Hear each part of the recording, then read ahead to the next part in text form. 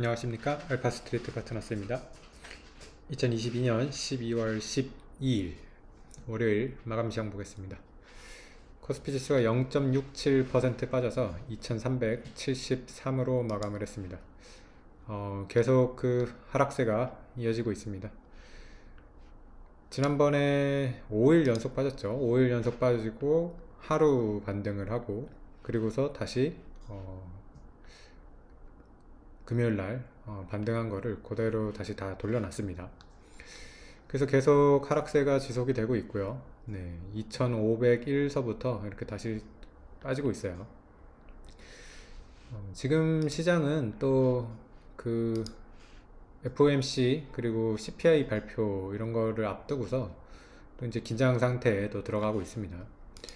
CPI가 내일 밤 늦게 이렇게 발표가 되는데요.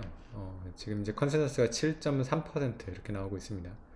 그래서 떨어지기는 떨어지는데 과연 뭐 얼마나 떨어질지 모르겠습니다. 일단은 컨센서스가 7.3이라서 이 컨센서스보다 낮게 나와야지 이제 시장에서는 좋게 받아들일 겁니다. 그리고 지금은 또 CPI도 문제지만은 사실은 지금 미국의 이런 좀 서비스 물가, 이런 임금에 관련돼서 이런 쪽이 지금 계속해서 그 물가 상승 압박이 높아가지고 CPI가 꽤 떨어져도 지금 연준이 그 금리를 그렇게 쉽게 안 내릴 것 같다는 그런 지금 우려가 또 큰 거거든요. 그래서 FOMC에서 과연 연준이 어떤 얘기를 할지, 그리고 12월 달에 과연 0.5를 올릴지 뭐 그런 것도 또 봐야 될 것 같습니다. 그래서 지금 전반적으로 뭐 미국 증시도 계속 좀 하락세로 가고 있고요. 이제 선물도 조금 빠지고 있고, 지난주 이제 금요일에도 거의 뭐 다우가 0.9% 이렇게 빠졌었습니다. 그래서 우리나라도 계속 이렇게 뭐 좀 빠지고는 있는데, 그래도 외국인이 뭐 그렇게 많이 팔진 않습니다. 오늘 같은 경우도 이렇게 플러스로 잡히긴 했네요. 170억대 이렇게 지금 매수로 잡혔습니다. 주요 종목 한번 보시겠습니다. 삼성전자가 오늘 1.5% 정도 빠지면서 지수보다는 좀 더 많이 빠졌고요. 결국에는 6만원 선을 지키지를 못하네요. 59,000원대로 이렇게 다시 왔고요. 그리고 요즘 보면 2차전지도 좀 빠지고 있어요. 에너지 솔루션이 계속 그 조정이 좀 큰데요. 어떻게 보면 이제 11월 달 고점이 너무 높았다는 생각이 듭니다. 62만 9천원까지 갔던 게 지금 오늘 저점 같은 경우는 거의 50만원을 깰 뻔했어요. 그래서 50만 2천원까지 이렇게 빠졌습니다. 거의 20% 정도가 이렇게 빠졌네요. 글쎄요, 에너지 솔루션도 얼마나 더 빠질지 뭐 이것도 한번 좀 지켜봐야 되는 그런 회사 중에 하나입니다. 그리고 뭐 삼성바이오로직스도 오늘은 1.4% 이렇게 빠졌고요.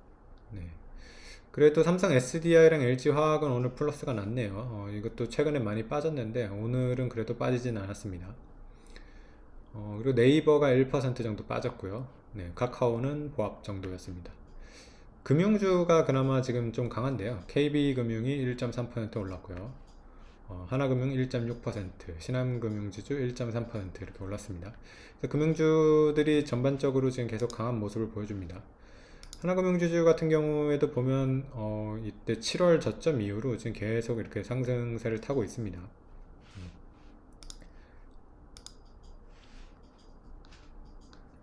그 외에 이제 보면 또 고려아연이 요새 좀 강하죠. 1%대 이렇게 올랐고요.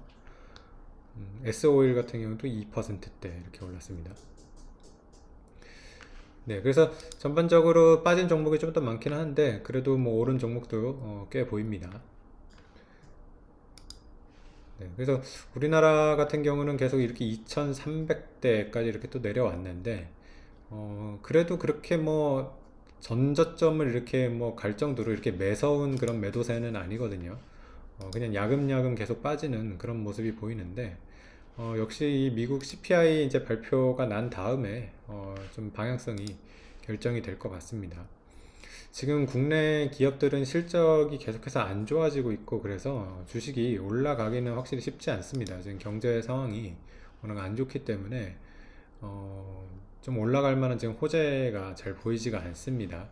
그래서 좀 연준에서 이제 좀 통화 정책을 완화적으로 좀 바꾸던가 뭐 그런 정도의 변화가 있어야 될 것 같은데요. 아직까지는 좀 이렇게 기다리고 있는 그런 상황이라고 보면 될 것 같습니다. 그리고 우리나라 같은 경우는 이제 삼성전자가 워낙 이제 비중이 높기 때문에 삼성전자가 좀 잘 돼야 될 텐데요. 삼성전자 같은 경우는 사실은 그래도 다른 그 SK 하이닉스나 이런 반도체 회사보다는 낫습니다.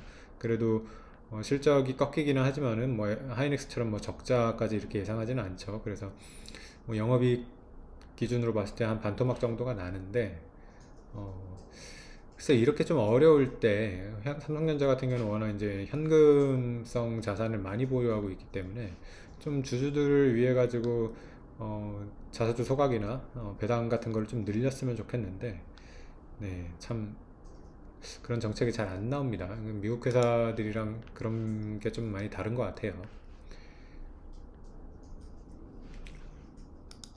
네. 그리고 요새 보면 이제 채권 금리 같은 경우가 보면 굉장히 강해요. 채권 가격이 강하다는 얘긴데요. 네. 그러다 보니까 그 채권 금리는 꽤 낮은 수준입니다. 지금 우리나라 10년물이 3.4%, 미국도 3.5%.